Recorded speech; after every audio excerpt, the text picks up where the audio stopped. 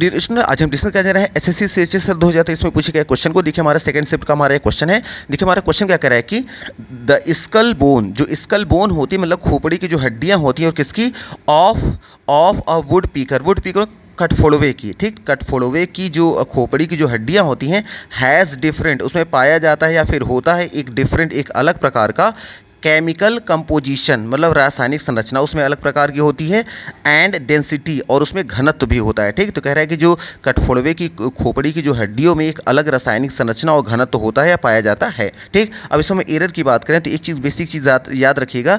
देखिए जब भी ऑफ के पहले अगर कोई आपको दिख जाए नाउन या प्रोनाउन दिख जाए, और ऑफ के बाद अगर कोई नाउन या प्रोनाउन दिख जाए, तो याद रखिएगा ऑफ के पहले वाला जो होता है वो सेंटेंस का क्या माना जाता है, वो माना जाता है सब्जेक्ट, और आगे की वर्ब जो आएगी ऑफ के पहले वाले के अकॉर्डिंग चलता है, ऑफ के बाद वाले के अकॉर्डिंग नहीं चलता है। ठीक, अच्छा अब इसमें देखेंगे हमारे क्वेश्चन में क्या आया है, तो ध्यान से अगर आप ध्यान से देखेंगे, देखिए यहाँ बीच में क्या है, यहाँ पर भी आ गया ऑफ।